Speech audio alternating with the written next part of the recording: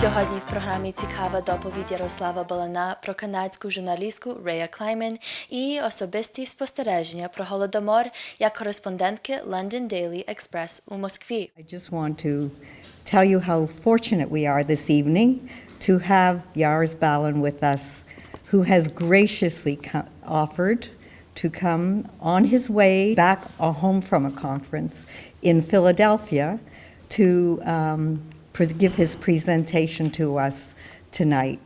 He is working on a book about a remarkable woman who was a native Torontonian, and she took herself off to Moscow in 1929 and learnt Russian and was able to integrate herself into the community there, and therefore became quite a remarkable recorder of what was happening around her. Ми нічого не знали про Рія Клаймен, ця журналістка, що виховувалася тут в Торонті.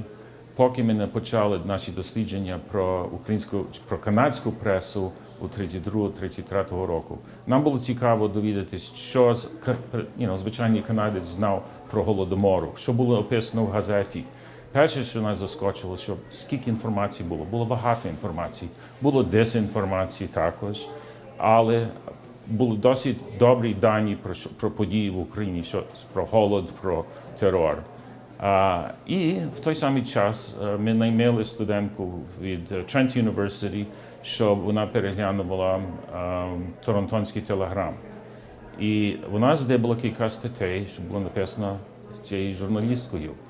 І що нас здивувало, що у 32-го року, у місяць серпень-вересень, вона поїхала машиною від Москви через Східну Україну, Кубан, аж до Грузії, де вона була заарештована, і тоді вигнали з країни. One interesting story that came in her series is how she was in Kharkiv and meets a girl who lived for 9 years in New Toronto. We have been 2 days in Kharkiv, but we were all anxious to get away. The great Ukrainian capital was in the grip of hunger. Beggars swarmed around the streets. The stores were empty. The workers' bread rations had just been cut from 2 pounds a day per person to 1 pound and a quarter.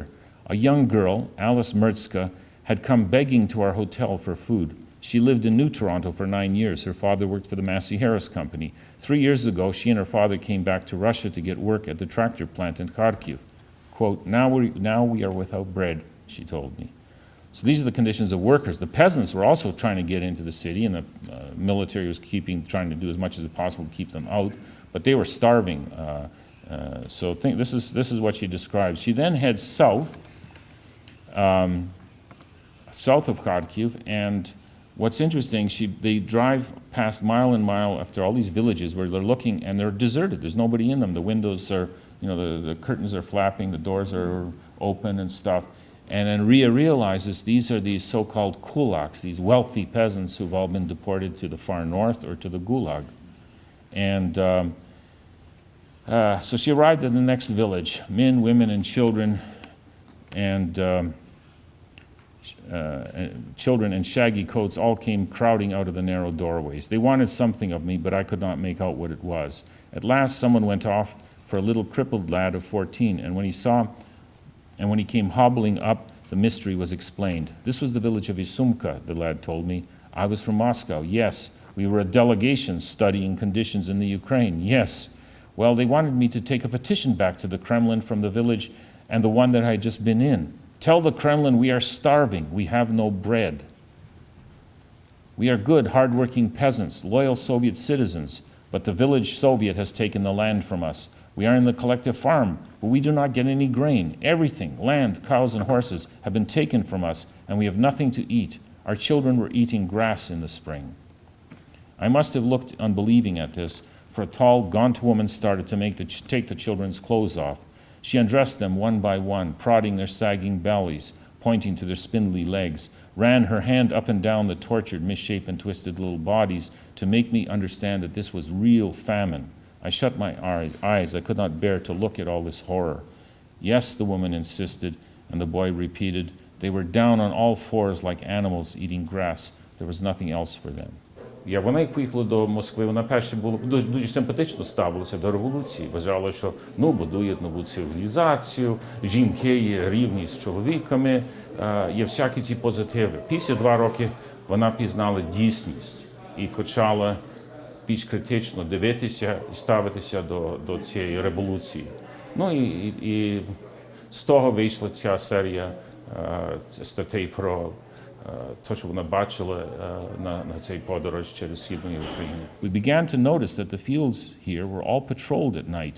Every few yards there were little rickety wooden watchtowers. Men with drawn guns stood there night and day. So this is how the collective farming was done under gun barrel.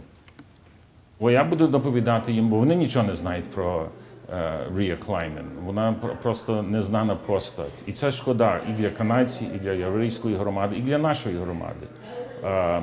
То я хочу їм пояснити коротко про біографію Рії, але особливо про цей подорож, що вона машиною зробила через ці землі, де люди вмирали, почали вже вмирати з голоду.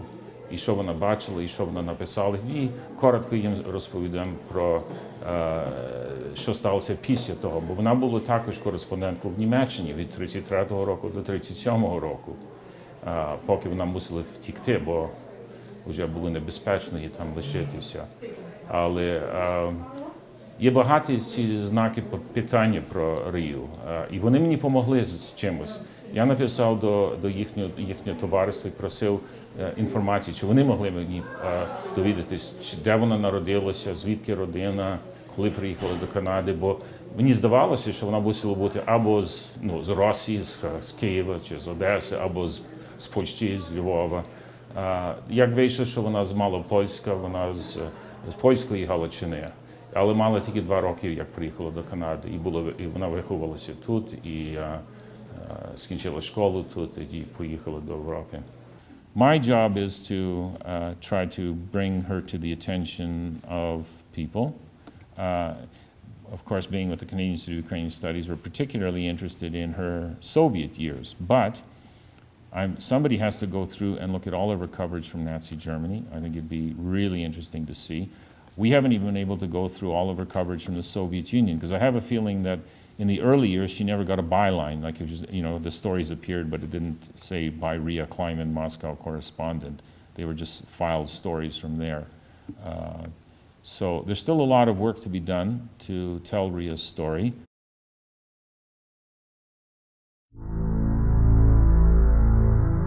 Свідомість геноциду – це тест нації на її моральну присутність у світі.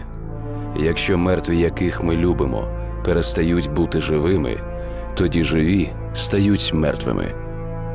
Професор Де Роза, Італія. Щоб світ знав.